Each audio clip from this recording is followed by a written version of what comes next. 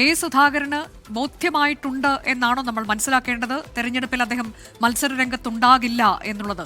അതുകൊണ്ടാണോ അതൃപ്തിയിൽ അദ്ദേഹം മടങ്ങിയതും ഇപ്പോൾ ഇതാ ഒരു അതിവൈകാരിക കുറിപ്പുമായി രംഗത്തെത്തിയതും?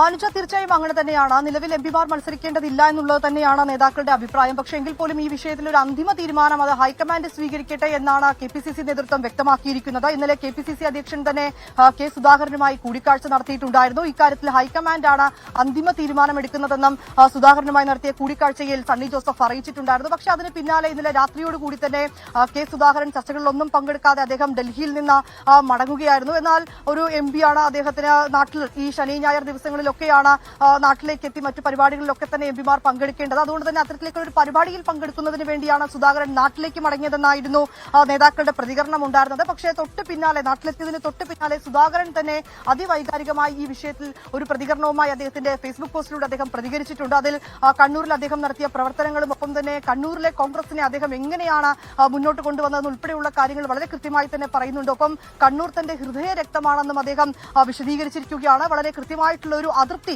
ആ FB പോസ്റ്റിൽ തന്നെ, ആ ഫേസ്ബുക്ക് പോസ്റ്റിൽ തന്നെ സുധാകരൻ വ്യക്തമാക്കുന്നുമുണ്ട്. അതിന് പിന്നാലെ ഇപ്പോൾ സണ്ണി ജോസഫ് ഉൾപ്പെടെയുള്ള നേതാക്കൾ കേരള ഹൌസിൽ തുടരുകയാണ്. അവർ പ്രതികരിച്ചത് സുധാകരൻ എക്കാലത്തും കരുത്തുറ്റനായിട്ടുള്ള ഒരു നേതാവ് തന്നെയാണ്. പക്ഷെ അദ്ദേഹത്തെ മത്സരിക്കണമോ എന്ന കാര്യത്തിലൊക്കെ തന്നെ തീരുമാനം ഇനിയും എടുത്തിട്ടില്ല. ഒരു അന്തിമ തീരുമാനത്തിലേക്ക് ഇക്കാര്യങ്ങളിൽ എത്തിയിട്ടില്ല. ഈ എംപിമാർ മത്സരിക്കുന്ന കാര്യങ്ങളിലേക്ക് അടക്കം തീരുമാനിക്കുന്നത് അത് ഹൈക്കമാൻഡ് ആണെന്നാണ് നേതാക്കൾ പറയുന്നത്. പക്ഷേ നേരത്തെ തന്നെ ഈ KPCC നേതൃത്വം വളരെ കൃത്യമായി തന്നെ ഇതിൽ നിലപാട് അറിയിച്ചിരുന്നു എന്ന് തന്നെയാണ് നമുക്ക് മനസ്സിലാക്കാൻ കഴിയുന്നത്. അതിൽ ഏതെങ്കിലും ഒരു എംപിക്ക് ഒരു ഇളവ് നൽകുകയാണ് എങ്കിൽ മറ്റുള്ളവർക്കും സമാനമായിട്ടുള്ള ഒരു ഇളവ് നൽകേണ്ടി വരില്ല എന്നുള്ള ചില ചോദ്യങ്ങൾ ഈ കഴിഞ്ഞ ദിവസങ്ങളിലൊക്കെ ചേർന്ന യോഗത്തിൽ നേതാക്കൾ മുന്നോട്ട് വെച്ചിട്ടുണ്ടായിരുന്നു. അതുകൊണ്ട് തന്നെ ഈ മധുസൂദൻ മിസ്ത്രി അടക്കം വളരെ കൃത്യമായി തന്നെ പറയുകയുണ്ടായിരുന്നു, എംപിമാർ ഒന്നും നിലവിൽ ചിത്രത്തിലേക്കില്ല എന്ന് വ്യക്തമാക്കുകയും ചെയ്തിട്ടുണ്ടായിരുന്നു. പിന്നാലെയാണ് KPCC അധ്യക്ഷൻ തന്നെ സുധാകരനുമായി കൂടിക്കാഴ്ച നടത്തിയത്. ഏതാണെങ്കിലും വലിയ അതിർത്തിയിൽ തന്നെയാണ് അദ്ദേഹം ഡൽഹിയിൽ നിന്നും മടങ്ങിയിരിക്കുന്നത്. പിന്നാലെ നേതാക്കളുടെ ഒരു പ്രതികരണവും ഈ വിഷയത്തിൽ വന്നിട്ടുണ്ട്.